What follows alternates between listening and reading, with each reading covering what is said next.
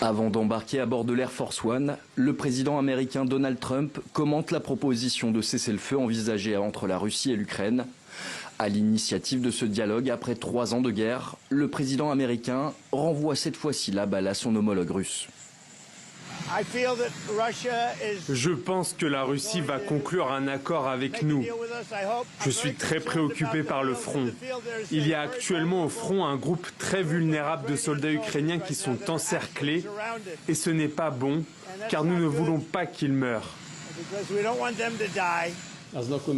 À Moscou, le président russe a dit avoir entendu l'appel de Donald Trump à épargner les milliers de soldats ukrainiens encerclés par l'armée russe dans la région de Koursk. Les comparant une nouvelle fois à des terroristes, Vladimir Poutine leur demande de déposer les armes. Afin de mettre en œuvre efficacement l'appel du président des États-Unis d'Amérique, nous avons besoin d'un ordre de la part des dirigeants militaires et politiques de l'Ukraine à ces unités militaires pour qu'elles déposent les armes et se rendent.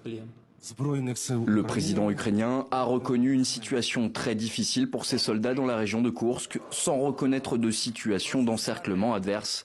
Aussi, Volodymyr Zelensky a déjà accepté la proposition américaine d'un cessez-le-feu de 30 jours. Il dénonce des manipulations de Vladimir Poutine qui tente de gagner du temps selon lui.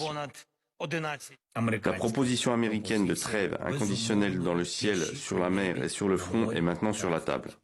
L'Ukraine accepte cette proposition. Ce samedi, le Premier ministre britannique organise une réunion virtuelle de quelques 25 dirigeants prêts à aider l'Ukraine en cas d'accord sur une trêve. Au cours de celle-ci, Keir Starmer a déclaré que le président russe devrait tôt ou tard s'asseoir à la table des négociations.